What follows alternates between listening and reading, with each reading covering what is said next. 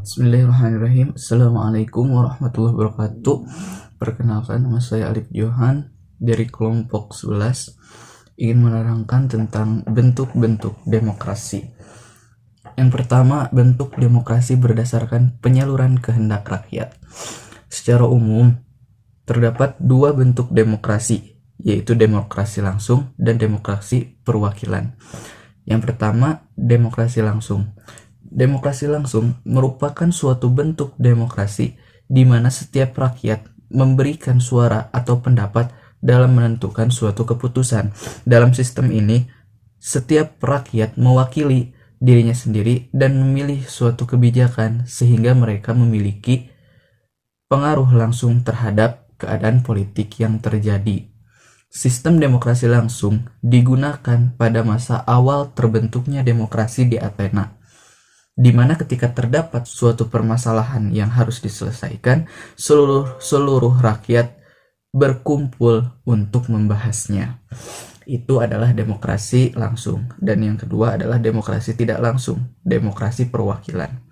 Dalam demokrasi perwakilan, seluruh rakyat memilih perwakilan melalui pemilihan umum atau pemilu untuk menyampaikan pendapat dan mengambil keputusan bagi mereka.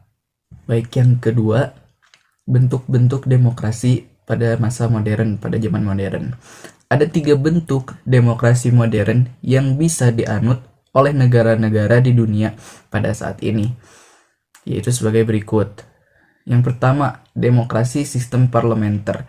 Dalam sistem parlemen, hubungan antara eksekutif dan badan legislatif, pemerintah, dan badan perwakilan rakyat sangat erat.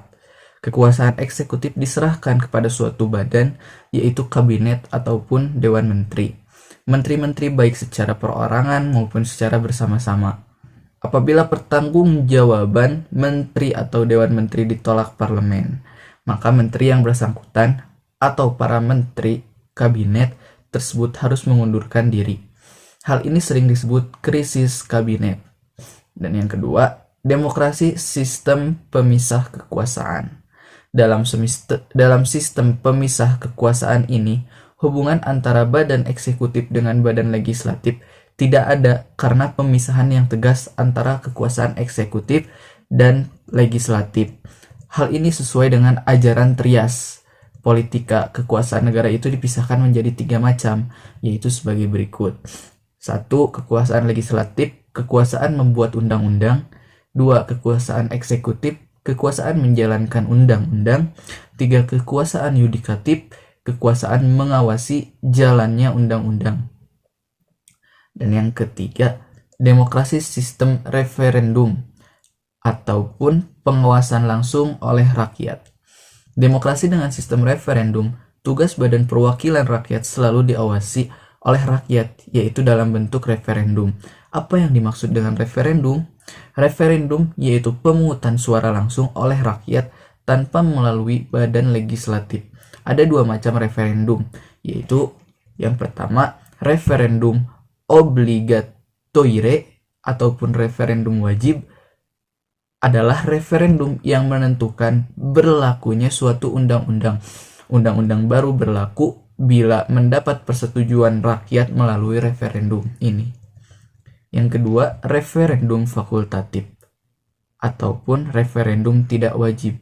Referendum fakultatif adalah referendum yang menentukan apakah suatu undang-undang yang sedang berlaku dapat terus digunakan, dapat terus dipergunakan atau tidak, atau perlu tidaknya perubahan-perubahan. Nah, mungkin itu saja yang dapat saya sampaikan tentang bentuk-bentuk demokrasi. Maaf apabila ada kesalahkataan. Wassalamualaikum warahmatullahi wabarakatuh.